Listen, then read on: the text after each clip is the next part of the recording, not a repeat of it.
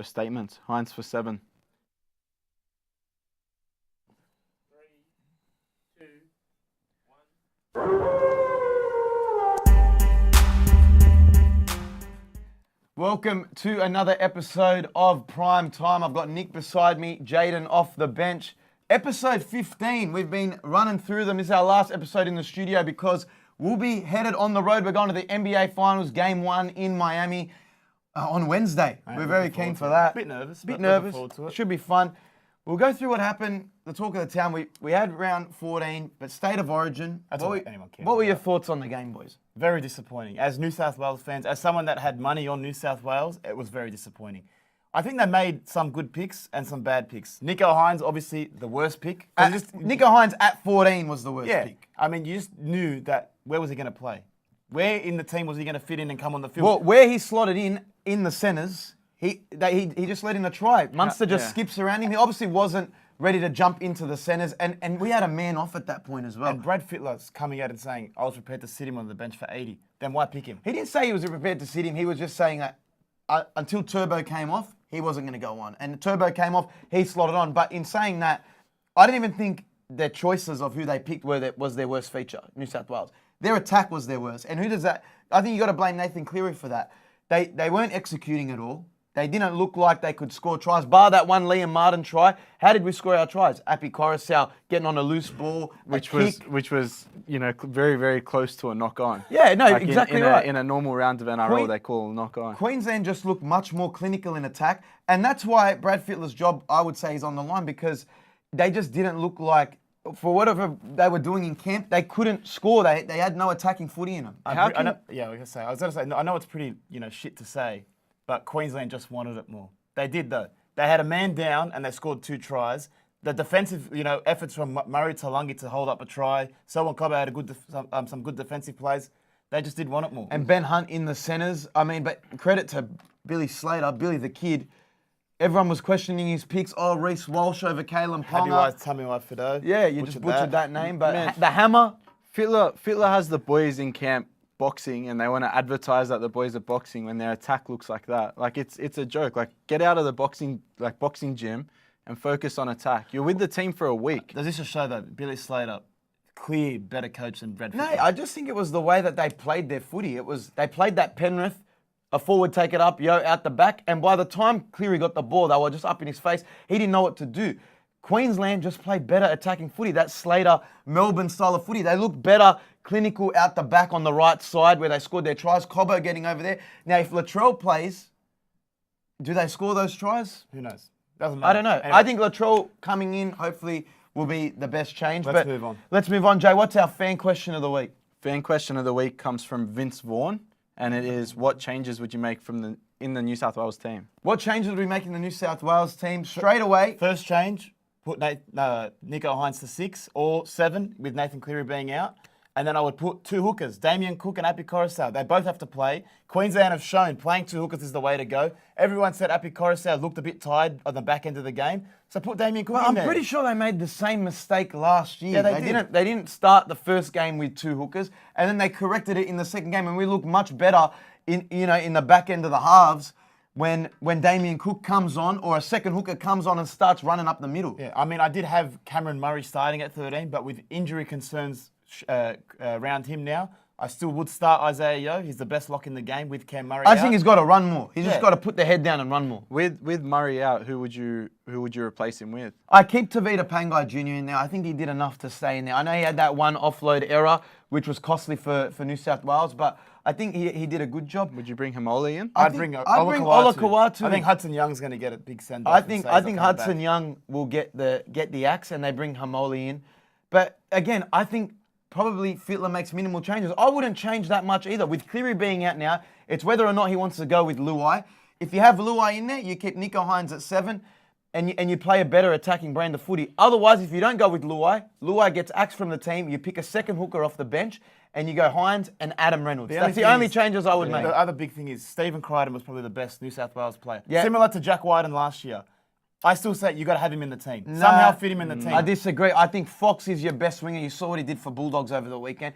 Fox is your winger, and Latrell comes into the team, and that's a different dynamic. I know New South Wales are outsiders, but if Latrell plays and they have a good, strong spine, halves pairing with a second hooker, New South Wales can still win it for me. But if you look at Stephen Crichton, he can play winger. He has played winger. I just hope they don't make the same mistake of when they played Crichton at 14. Because it's the same thing as Nico Hines, though. Where are you going to bring him on? I've got a question for you boys. If whoever we pick, Hines, Adam Reynolds at 7, if Cleary comes back a week before Origin, plays for Penrith, does he make that game 3 if we win game 2? No, it's the same thing with Latrell last year. If he's right, your priority has to go with Penrith. I'm going to let it be his call. If It will be his call, but what if, like you said, if New South Wales win the game and they're playing great in attack, why would you change it? Why would you change something that isn't broken and bring Cleary into the team? Let him focus on club footy and get another premiership for the Penrith Panthers.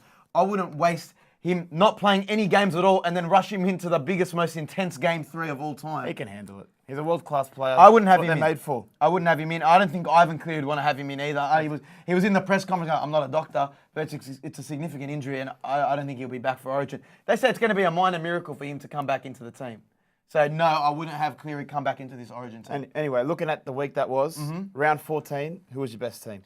My team of the week, I'm going to go with the Brisbane Broncos. Yeah, I good win feel over like the Sharks. great win over the Sharks. The Sharks have been a hot and cold team. The Broncos have cemented their place on the ladder as a team that's going to be a top 4 team that can, rattle the cages of the Penrith Panthers, beat the likes of Melbourne Storm. I think they're a premiership contender at full strength. Well, I mean, Selwyn Cobbo wasn't playing. They had, all their players backing up from Origin, which, is not easy. Playing 2 games in a week at that intense level against a Sharks team that's considered premiership heavyweights. Great team of the week. My team of the week was the Cowboys, beating Melbourne. They put 45 points on them. Anytime you put 45 points on a team coached by Craig Bellamy, it's a hell of a week. Yeah, but Cowboys have just been too hot and cold all season. They get bashed one week against the Tigers and then put 45 points on the Melbourne Storm. Is it going to get to the point where it's the back end of the season and they're like a kid before the HSC go, okay, no, I'll start starting. How do you concede 66 points against the Tigers, and then put 45 on Melbourne? That can't be the same team. Cowboys are 4 points out of the 8.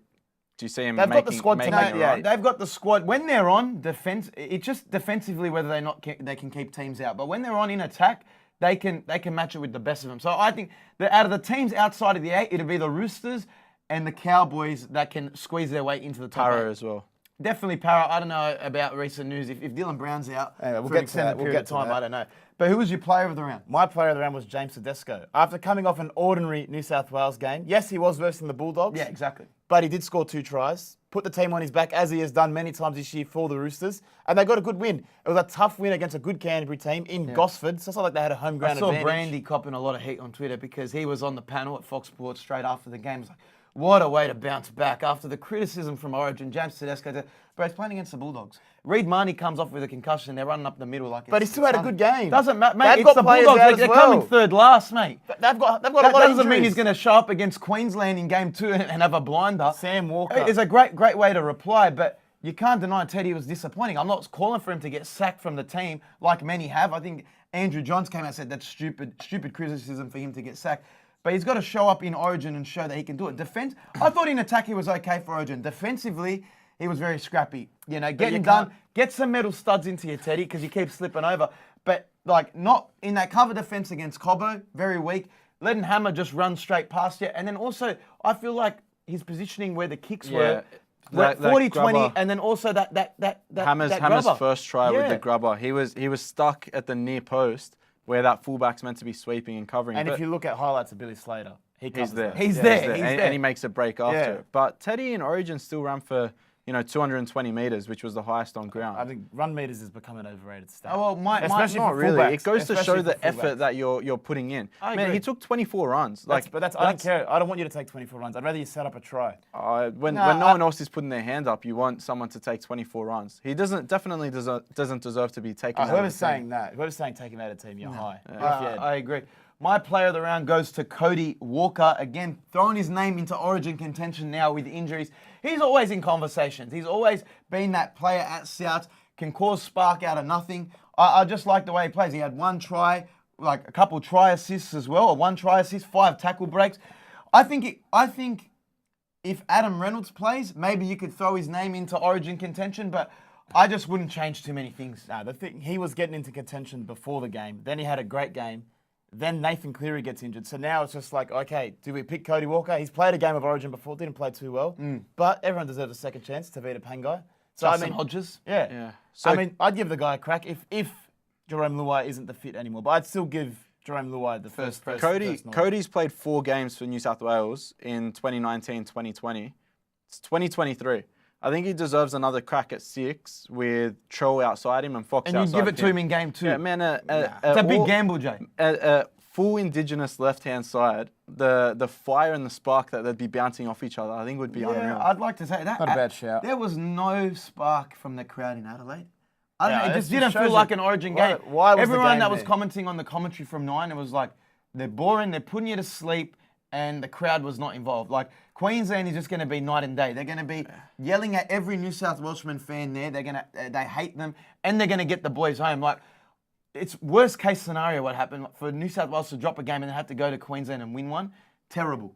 But looking at the injuries coming out of round 14 and State of Origin in general, Nathan Cleary yesterday going down with a hamstring. Massive news. Out for 6 weeks. Might not make it back for Origin 3, as in they're saying that's a done deal. Cameron Murray now reportedly being injured as well, complaining about. And then Jai Arrow now as well out for 6 to 8 weeks. Massive news for Origin and Clubland in general. Well, if you look at it now, we discussed it last week, should they have a bye? Are all these injuries due to playing 2 games in 1 week? Are all these injuries due to playing Origin midweek? Yes, they are. They have Look, to be. if you're asking players to back up from one of the most intense games in rugby league, then they've got to change Has something. Cleary had a hamstring injury before? I don't think he has. I haven't not seen him having A hamstring injury is from overdoing yourself, running too much and having too much strain on your body. Playing a game early in the week, heavy, intense game. Asking players to back up is too much of an ask nowadays. Like, to play a game on Wednesday and then try and back up for a Saturday, it's just... With how quick the game is, it's impossible to do it. Cleary is a prime example of that working too hard in Origin. He ran for almost 10 Ks in Origin. Yeah, exactly. To come, 4 days later and play again. But with Jai Arrow, Cam Murray, they were both in a tackle, twisted awkwardly. Freak and- accidents. But I mean, if they don't play Cam Munster came out pre-game and said, hey, body's feeling fine. Mentally, it's going to be a bit tough to play another full game of footy, but his body was feeling okay, surprisingly. So some people say it's okay to do. It's really up to the player and how their body's feeling. But I think if you want your quality players to be playing Origin, but then also earning premiership points, you can't ask them to back I up. think, look, Tom Gilbert injured out probably now for the season. Tommy Turbo's going to have to miss a couple games because of a head knock. Well, he'll only be back for Origin, Turbo. Selwyn Cobbo's now in doubt as well. Like, there's so many injuries coming out of Origin. It ruins the season for some teams. It's not good. And then you look at, okay, Nathan Cleary does his hamstring. How can they not say, you know what, maybe think about putting it to the end of the Well, season? they can't do it now, Nick. it's all not- set. That's not sold end of tickets. The season. venues have been paid for. You can't really do it now. It may have to be something to evaluate next season. But the big question, with Nathan Cleary out for State of Origin, who replaces Nathan Cleary? Nico Hines. He gets the first nod. I think Jerome Luai came out and said, I'm looking forward to playing with Nico Hines. He's in the a halves. Dalian half. I mean, he's been in camp. He's got that going for him. Brad Fittler has to pick him at a half position now because off the bench didn't work. And who else have they got? Adam Reynolds? Yeah, he's 34. He hasn't played Origin in a while. But do you play Luai again? Luai played well in game 1. That's all Don't it get comes me down wrong, to. but- It just comes down to whether Freddie wants to pick Jerome Luai again or not, because he had a good game. He played in game well one. enough to keep He his played jersey. well enough to keep his jersey. But when you think about it, Adam Reynolds knows Suncorp like the back of his hand. If you pick someone like an Adam Reynolds, you have to pick someone like a Nico Hines or a more six. free-flowing. A more running 6. Definitely, but at the end of the day, Jerome Luai does get picked because he partners Nathan Cleary in the half. I would love if Fittler, out of pure arrogance, picks Adam Reynolds at half and Nico Hines off the bench. I would laugh. That'd actually be a No, good he's joke. not picking. Everyone has come to the agreement that Nico Hines at 14 is a stupid waste- pick. it's a waste. It's a waste of a We pick. caught it the week before Origin that he'll be lucky to get on the field for more than 5 minutes. But he's guaranteed into the starting halves position now. Yeah. Whether they go with Luai or not, he's 7 or 6. That's guaranteed. now. Hines? Yeah. Yeah, well, he got his Origin debut at centre when he's never played centre before, and you're going up against the best of the best. Cam Munster. Like- Bastard. And just skipped onto the outside of him like it was nothing. He wasn't prepared to play centres. As much as you want to say he was in camp all week, covering 9, covering 7, covering 3, covering fullback. At the end of the day, the guy is a halfback. He's a Dalian winning halfback. He'll slot into halfback. Now, it's just whether or not you pick Jerome Luai or not, because that 14 spot has opened up, which I think 100% has to go to a hooker. If you have Damien Cook as your hooker off the bench, provide some spark, then you either pick Luai in there or you pick Adam Reynolds to be a 7. That's it. Jack Whiten's the ideal pick. Just unretired. Jack Whiten at 14, I could cop if you're going to play Api Kairouz for 80 minutes. But at the end of the day, they're not going to do that. And Origin is a game for 2 hookers. It's just too fast otherwise. Everyone, like you said, was saying Api was a bit tired, even though he backed up and played 80 again for the West Tigers. I think Api did a great job, but Damien Cook does deserve his spot at 14. What about Mitch Moses? Get a look in, or he's just loving getting his name thrown in there? No, I don't think, as much as you could throw Mitch Moses in there and Adam Reynolds in there, they're playing just as good as each other. And he's done a job for New South Wales there before. I just think Adam Reynolds makes more sense because he's in Brisbane. Yeah, look, I get that, but I just feel as if Fittler's made it clear, hey, we picked Nico Hines for game 1. He's going to go into our 7, and hey, we fucked up by not bringing in a second hooker. We're bringing in a second hooker.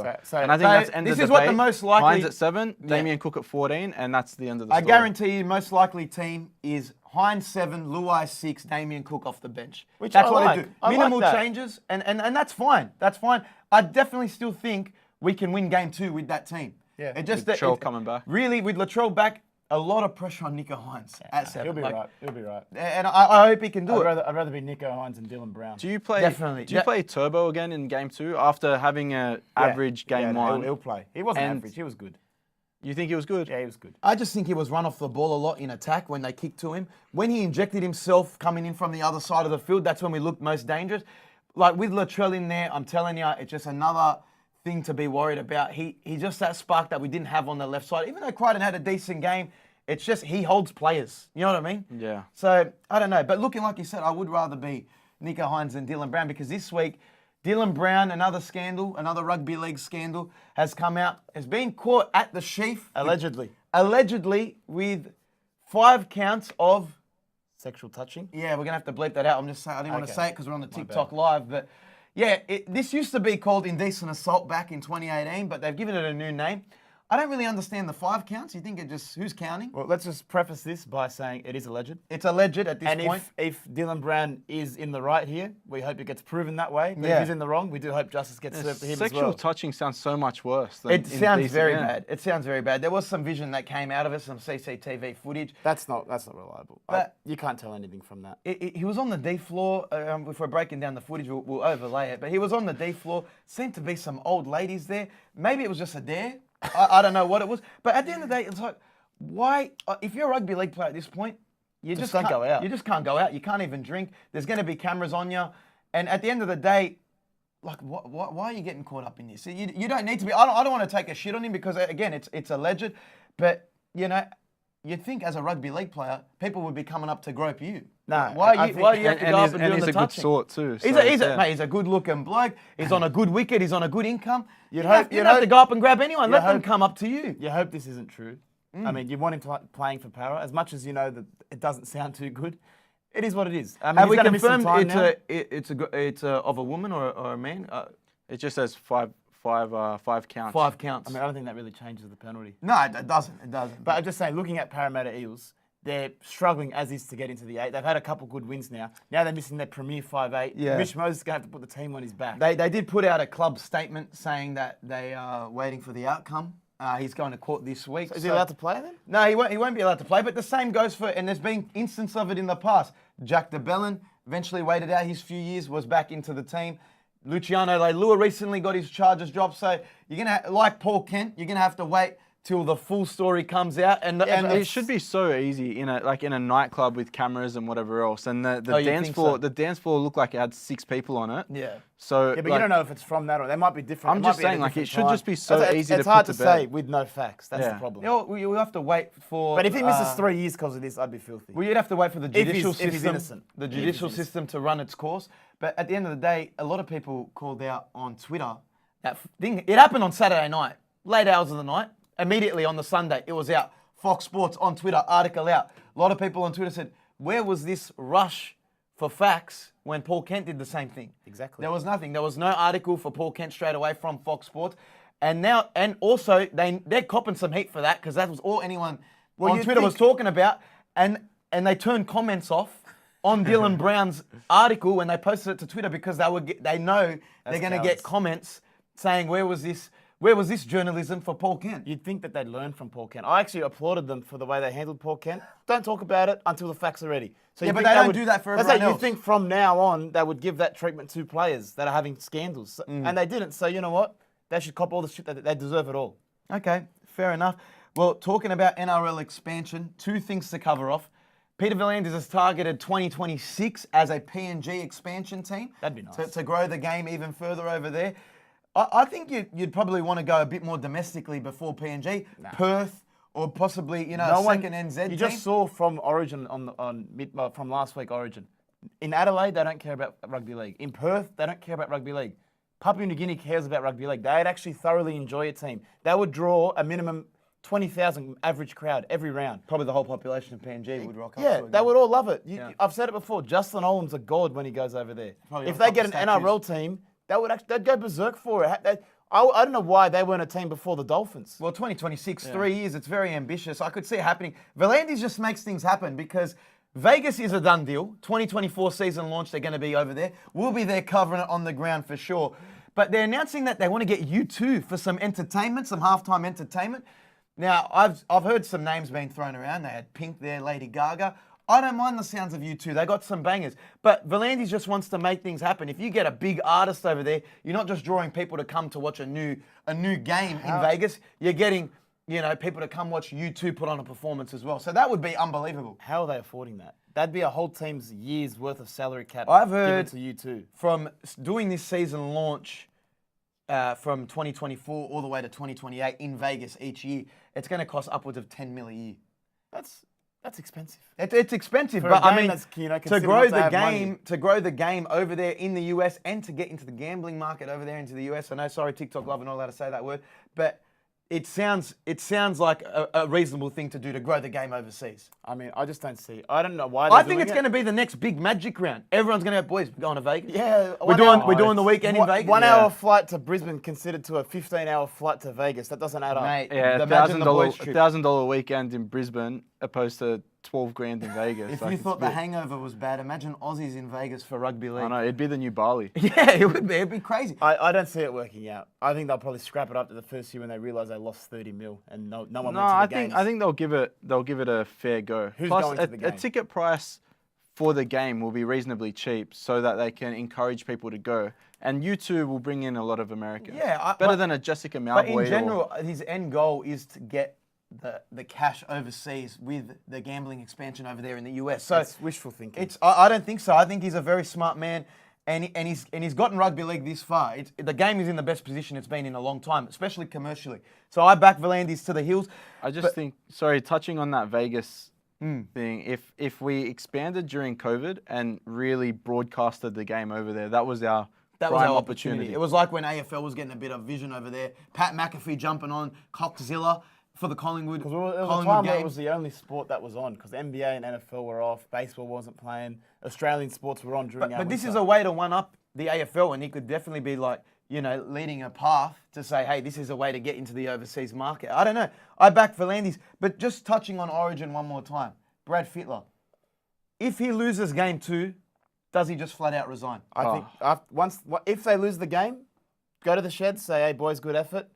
Go to your bosses at NRL Rugby League New South Wales and say, listen, I'm done. I resign. New South Wales Rugby League.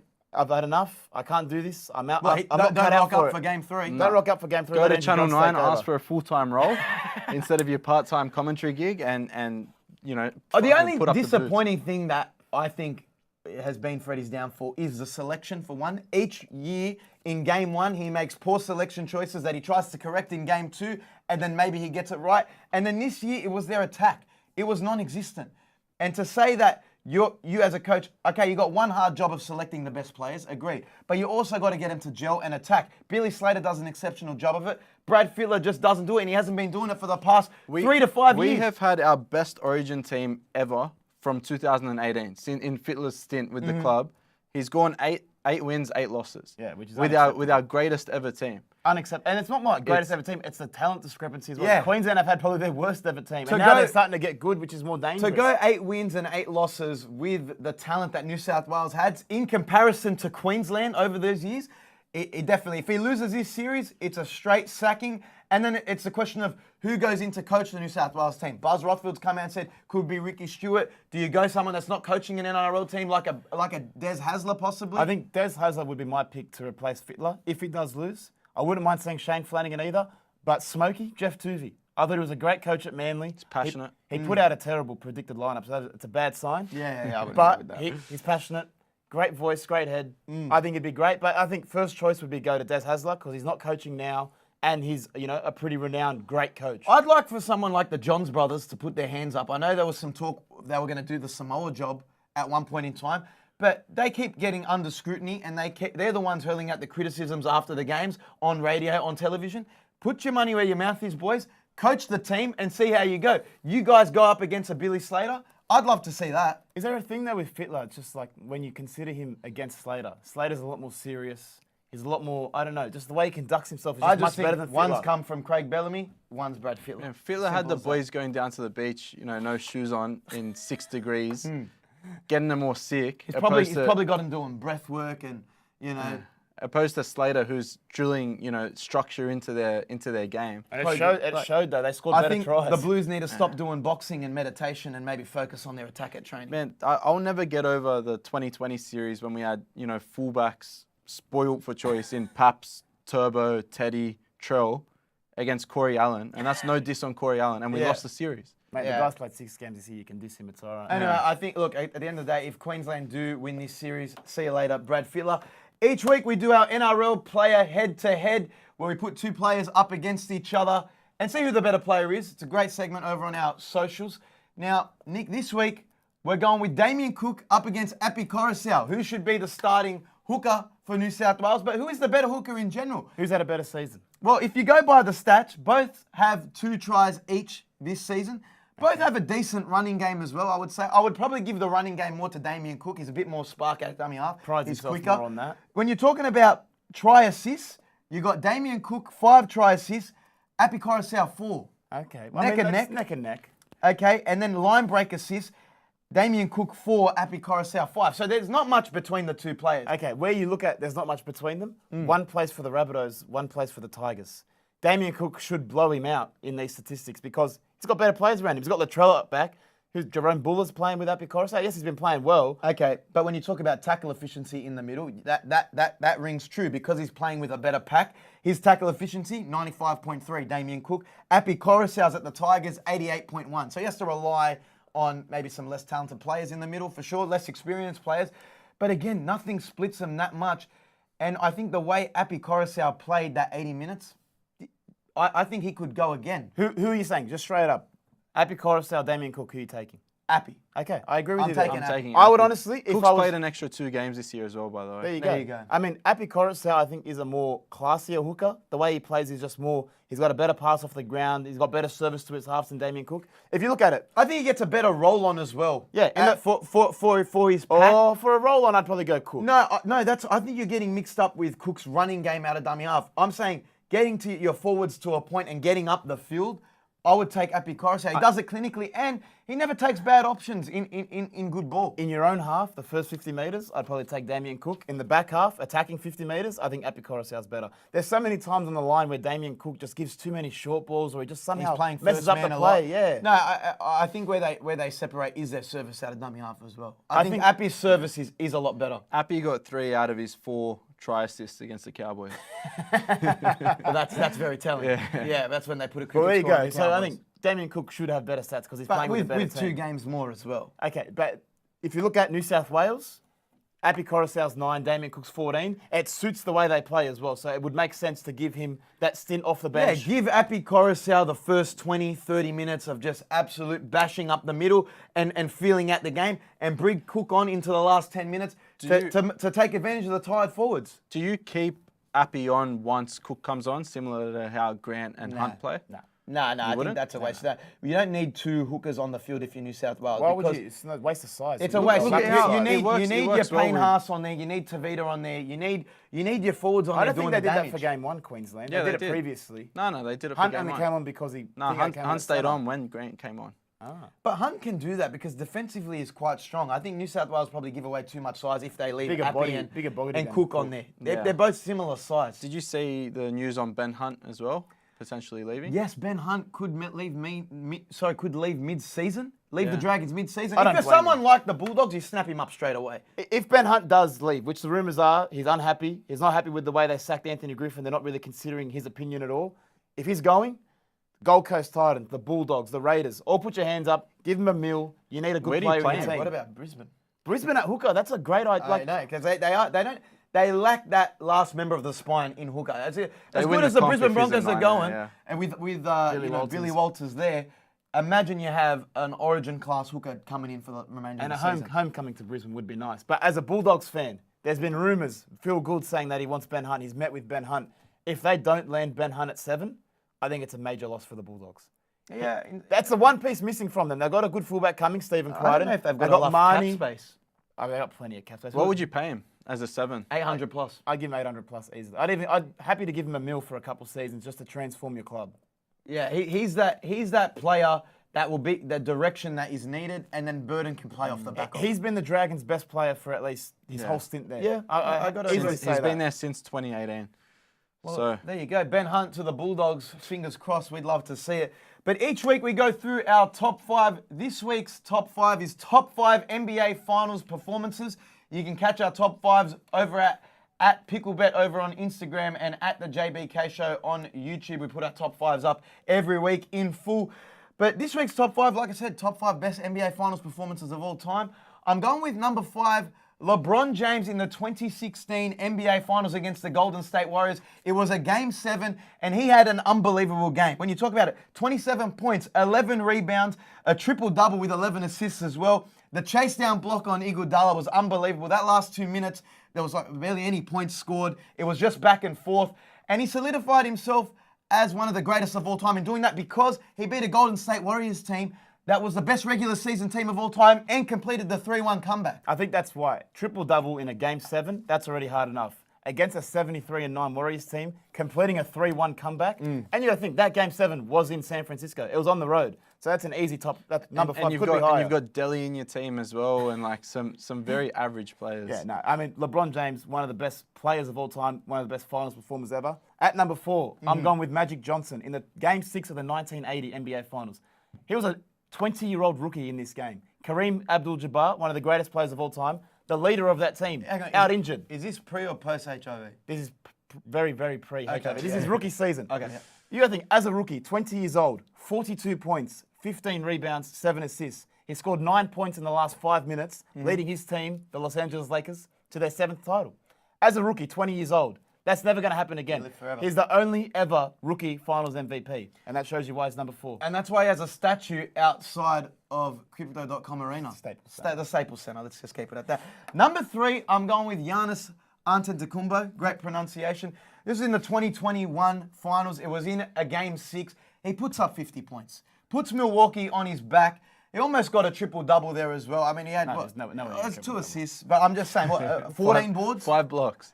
14 boards? 14 rebounds and 5 blocks. 50 points though. Anytime you have 50 points in an NBA Finals game, you're going to make a top 5 list. Jeez. And it was a closeout Game 6, which makes it all the more impressive.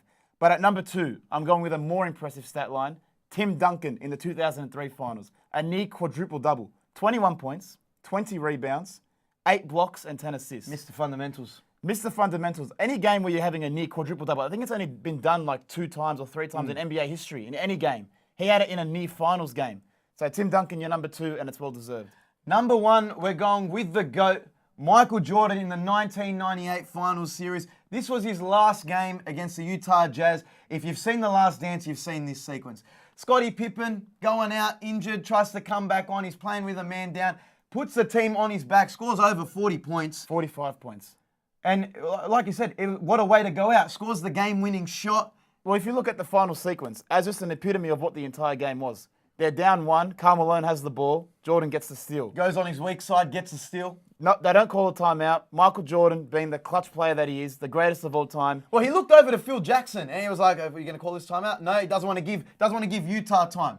Dribbles up the court, hits the game winner, last shot, final shot ever as a Chicago Bull in his last game. It's poetic.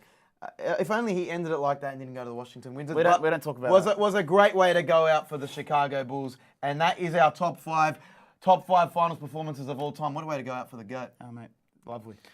Now we go over to our AFL weekly preview. Now, I don't know if you know, Nick on our socials has been calling it every week. He's been riding the Collingwood bandwagon. Well, we're not bandwagon. We know Collingwood's anthem off by heart. We've been growing up Collingwood fans. He's been keeping a close eye on them. Another great win. What's your best pick for this round? Well, looking at the last week, West Coast. I said they were going to win by 30. They won by 63. Shellacking. Now, Collingwood, they're the premiership favourites, and that's where they should be. The flag pies are running wild. I love saying it each week because guess what? We're going all the way. We're going all the way this year. But looking ahead to the game that's coming up this Are you week. just going to take the same picks every week, just 30-plus disposals for Dacos? Well, this week it might be a bit tougher. They're versing the Melbourne Demons. Melbourne Demons will be the toughest game. AFL Week 12, Melbourne Demons versus Collingwood. This is Collingwood's biggest test this season so far. Nick Dacos will have a bit of struggle this week because, Melbourne's a tall team. They're tough. But Nick Dacos, with They're the going to form give him that a he's hard in, time as well. they're going to try and give him a hard time, but with the form he's in, I'm taking him 30-plus disposal again. He hit the 30 last week, came on a bit late in the game and hit the stat for me. So my bank account was looking a bit more healthy because of young Nick. like that. But looking at the Melbourne Demons, it'll be a tough week. But Collingwood, with the form they're in, take them 30-plus with 30-plus disposals for Nick Dacos. Easy money. It's the best bet each week. And as a Collingwood fan, you can't complain because they're on the best run I think I've seen since maybe 2011 when they won the GF. Up the flag pies. Now looking over to round 15 of our NRL tips. Each week we give out our tips and picks of the round. It's a competition between Nick, myself, and my dad. Loser at the end of the season has to get a full body 40-year-old virgin wax. That'll be some content for TikTok and Instagram. But it's not looking good because we did count the New South Wales Origin loss in our tips as well. Dad caught up with us on that. He tipped Queensland, surprisingly. And we also we had a bit of a shocker this week as well. So as it stands right now, you're on 71, I'm on 68, Dad's on 63. Still has a way to go, but I'm right behind you. Yeah, no, one or two games can change the whole thing. I think we tipped a bit different this Jay, week as well. who do we have this week? I think our first game is Thursday night. Thursday night at Seabus, you've got Titans versus Tigers. Blockbuster. You've gone the Titans with Dad. I'm going to take the Tigers just being on a bit of a roll. I know they just lost against Canberra, but Titans aren't too convincing. And I know it's at Seabus, but I'm just going to ride the Tigers here. I'll never tip the Tigers this year. I tipped them the first two rounds. I'll never tip them again, so I'm taking the Titans. And I think my dad's following suit because you're stupid if you tip the Tigers. I saw someone float around the idea on TikTok, bring the old spine back together. Luke Brooks, James Tedesco, and Mitchell Moses for New South Wales Origin. Could Luke Brooks be playing for an Origin jersey? I think not, but it'd be nice to see. Who have we got next? Next game, we've got Canberra versus Warriors at GIO. Games in Canberra. As much as I think the Warriors are in good form, we've all taken Canberra, and I think that's a good Listen, pick. it's 300th game for our Jared boy, Croker. Jared Croker. He finally got there. They rested him last week, so he gets his 300th in Canberra. It's going to be a sellout at GIO, I reckon, because they love him there. Their fans love him. So you can't be Jared's 300th game and then not get the win. I'm taking Canberra. Canberra to win Croker anytime, just because it's the milestone Yeah, game. I like that. Next, we've got Manly versus Dolphins. They are appealing for Turbo to come back for this, Wow. but Oh, I forgot he's out. No, yeah, because so, he's got the so 11-day he's out, protocol. but they're appealing to get it from a grade 1 to a grade 2. How do you appeal the concussion? Does he retake the Do they HIA retake test? the test 3 days after? I That's- couldn't tell you. They're But- paying the doctor. They say, can that take a couple hundred? Hey, and No, look, he wasn't downgrade the out in concussion? Origin, which was Well, I mean, The you term is can't. a grade Yeah, 1 well, and grade 2. You fail the test, so you don't fail the It's test. not like it's a muscular injury, it's a head injury. You can't really downgrade I don't it know. after the I fact. think it'd be a bad look for the NRL if they say, hey, we've got this 11-day protocol, but... I might change my tip now, though. I don't know. No, I still think they get it done without Turbo. They'll have Cherry Evans back into the team. They need Cherry Evans and Schuster because that's the best combination that they have at the club. With that being at Brookie, I'm taking Manly.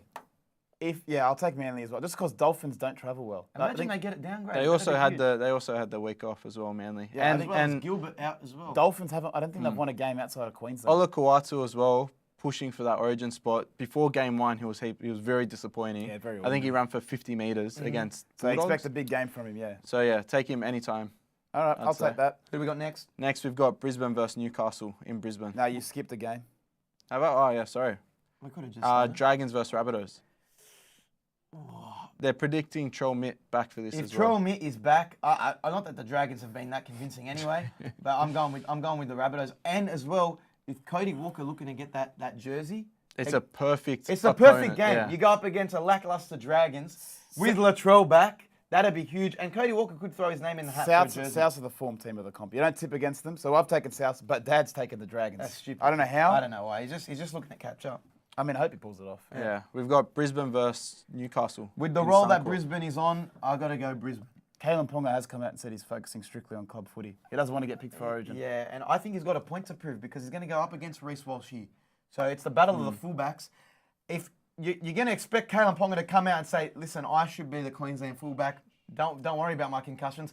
But Reece Walsh has been the form fullback of the comp. I'm going with the Broncos here. It's going to be a good game. They're going to be too strong. At Suncorp, Broncos shouldn't lose this There year. was So there was Broncos. another game this year as well. It was round 6 where Brisbane were $1.10 to beat Canberra at Suncorp.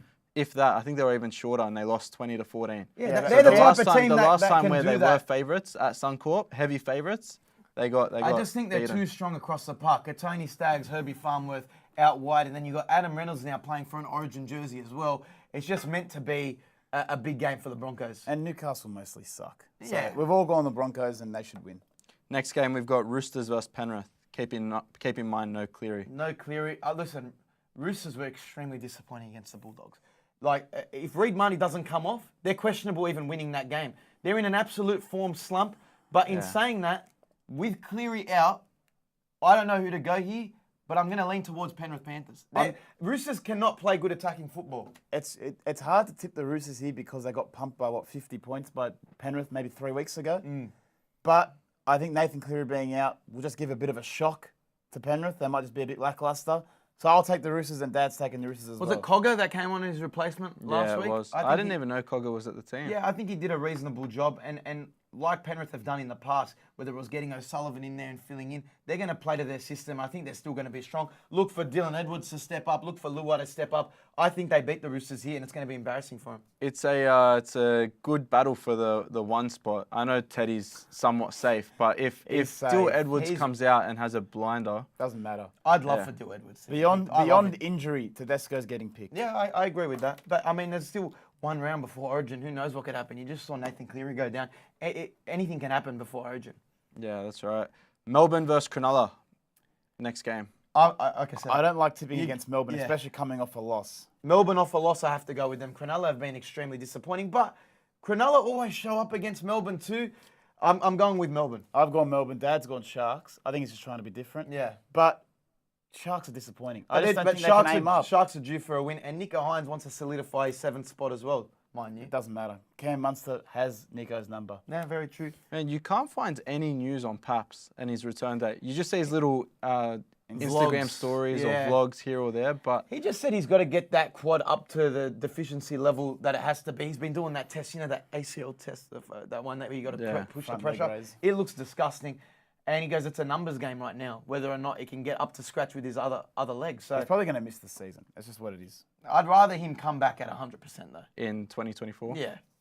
The last game on the public holiday, we've got Dogs versus Para. So it's a Monday night game. Monday, 4 p.m. at a core. You've got Burton against Moses. Listen, no Dylan Brown now, pending investigation at the Royal Sheaf. I'm still going to lead towards Parramatta. Yeah, I'm taking the Eels here. I Yeah. think, again, they've already played each other this year and Eels pumped them. The Dogs, as much as they're only 4 points outside the top 8, okay? But they don't look like a I team. think Reid Marnie's going to miss time as well because of the head knock. they don't look like a team that can string a few wins together. In attack, they just haven't been able to gel and look convincing in attack. They're just missing a piece there. Para are the better team on paper, so I'm going Para. Dad's gone the Bulldogs again, so he could have one of those weeks where he catches up or gets completely blown out. The Cowboys have the bye, I believe. Yeah, Cowboys with the bye. Have you seen Dogs' next couple games? Pretty tough run. Who do So they you've got Para this week, then Cronulla, and then you've got Newcastle, which is an easy game, easier game. Should scrape in there. Then you've got Souths, Brisbane, Penrith. But we get Sharks with no Nico Hines because Yeah, it'll be it's Origin. around Origin period as well. Look, again, I don't anticipate them sneaking into the 8 at all. They're going to be a borderline 13, 14, 15th team. It's Souths, Brisbane, Penrith, and Cronulla in there, man. They could come 16th. Nah, but that's the Dragons. They've got a nice little hold on that last spot. No, They're not 17th is the 17 Dragons. Dragons. Ah, 17 yeah, Dragons. 16. But that's our tips for the round. Make sure you check our socials out at Jon-Bernard K and at Picklebet over on Instagram for our tips each week. There could be some late changes. We'll wait for the teams to come out tomorrow. But looking over to the NBA Finals, I want to state again that we'll be there on the ground in Miami for Game 3. We'll be there, look, mic'd up, getting Jimmy Butler home. They just won a game today. They stole one at home in Denver. Unbelievable. I did not expect that to happen. Denver haven't lost a home game the whole playoffs. Miami go in there, and the way they have done all season, they haven't played extremely well, but they somehow got the win. Going back to Miami now, if they can get another win here, and then It's up in the air. I mean, they've got a whole home court advantage now. They win the series. That's really what it is. You just can't count Miami out. Their role players are stepping up. Even today, it was Robinson. Just what that late Duncan Robinson, fourth quarter surge in points. They just go on these runs, and you don't know which role player it's going to be. It doesn't matter though. I mean, if you're looking ahead though for the rest of the series, who are you taking, Denver or Miami? Denver. If Denver can just maintain their scoring ability, Jamal Murray showing up and Jokic facilitating and scoring, no one can beat them. I think, as long as Jamal Murray shows up, him or Michael Porter Jr., if any one of them scores 20 points, you know Jokic is going to score 30. Yeah, but you and can they say win. the exact same thing about this Heat team. Like, Heat have been doing it with their role players, and each one of them have been scoring 20, like a silent 20 Gabe points. Vincent. I just think, Yeah, or Strus. yeah, Strus in the Jimmy first quarter Butler today and with Bam. early threes. Man, they went on a 19-4 run to start the fourth quarter. Yeah, they've done that like twice now though. Like they're a great fourth quarter team. I don't get it. It was nice to see Kevin Love getting a start as well. Each year he's been in the playoffs, he goes to the finals. It's actually pretty He's only unbelievable. won one stat. though, so. Yeah, well, I'd like to see them go further than it is, but ideal scenario, we end up in Denver for Game 5. Bring the first championship to Denver, Nikola Jokic, and they have a parade where they're on the ground. We'll be covering the NBA Finals over there in the States, so keep an eye out on our socials. Selfishly, because we're there, we want this ending Game 5 in Denver, so I can go. I want to go to a parade. That's much to ask. Is that your predicted series score? 4-1. Yeah, 4-1. Denver win out from here. I think they put the foot down. As much as Miami do show up at home, they do. I think Denver are going to be questionable with the Celtics series where they lost. Yeah, they lost 3 back-to-back home games. Yeah, very true. They lost 4 and 6. 4 and 6. But prior to that series, they hadn't dropped the game at home. I don't believe they did. Nah, they held it against Bucks and then hold against Knicks as well. I'm pretty sure, yeah, from memory. But looking at another code, a less entertaining code, a far less entertaining sport, not sport, I'd say domestic league. The A-League Grand Final was on over the weekend. Did you know about this? I did not know the LA Grand Did you know which teams are in the A-League Grand Final? I wore my Socceroos jersey because I knew it was on. Yeah, well, it was I can't on. tell you. Yeah, I saw it floating around on social media. They had some influencers in there just to prop the numbers up, I believe. But 6-1. Central Coast won 6-1. Yeah. Central Coast beat Melbourne. Melbourne City. Okay, one of the Melbourne All victory, teams. one of the two. I mean, Nah, it was City. I believe Central Coast were the underdogs, and then they get up 6-1, very lackluster grand final there. But again, I don't think many people, casual fans, would have known it was on. I think it was on free-to-air TV, but that's the A-League's downfall, really. No one knows who's playing, no one knows who's good. They need some form of spark to come back into the A-League. Get some international players to come in because usually you'd know if a Sydney FC's playing in there, maybe a Western Sydney Wanderers. I know that's a Sydney bias, but even some big teams that you would know, or you'd know when finals are on. Yeah, Didn't hear a thing about it. That's the most disappointing thing though. As a code in Australia, someone had to tell me, "Hey, the LA Grand Finals this weekend." I go, "Fuck, when were the semis?" We got a cousin playing in that team. Some relatives in there through a cousin through marriage, and I didn't know it was on. Oh, so a cousin and through marriage. No, yeah, exactly right. Well, anyway, that's fairly disappointing. But what was really turning heads on the weekend, we were there, Coogee Bay Hotel. Shout out to them, they let us in. Was the FA Cup final on? Man City 2-1 against Man United. 2 out of the 3 trophies now for Man City. They're on their way to the treble. Congrats to Pep. Hey, Pep Guardiola. He's got to win the Champions League with Man City to really cement himself as one of the greatest managers. I think he'll get it done. Inter Milan will be an easy game. But looking at that Man United game, we were at Coogee Bay, like you said. A lot of foreigners there. A lot of Brits, a lot of Englishmen, a lot of Irish as well. But a lot of Man United jerseys, so they were disappointed with the game. That early goal from Man City, 13 seconds in, yeah. absolute flyer. It was like everyone blinked and missed it. I missed the goal. I turned away for a second, the bloke scored. And I was you like, just hear people cheering. It was an unbelievable goal, but it kind of sucked the air out of people. I mean, anyone that says we don't watch soccer, though, we do watch it. We just watch the good games. Football. We watch quality football. I'm not watching an A-League Grand Final. I'm watching an FA Cup It'll final. be disappointing. Like I said, we're going to be on the road starting Wednesday. We're going to be at the NBA Finals, and we're going to head over to the UK, cover Royal Ascot, the races. We're going to be covering Wimbledon and the Ashes as well. So we're going to be on the ground covering the world's biggest sports. Keep an eye out on our socials. This will be our last episode in the studio at Pickle Studios. It's been fun. Hey, looking forward to the trip. I've got 4 different questions for you boys. So Yes.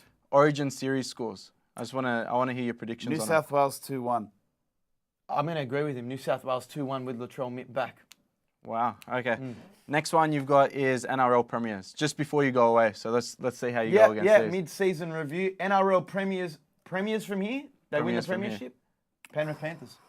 Uh, Healthy Penrith Panthers. I'm going to go Panthers as well. I said Roosters pre-season, but now they're shit, so I'll go the Panthers. AFL.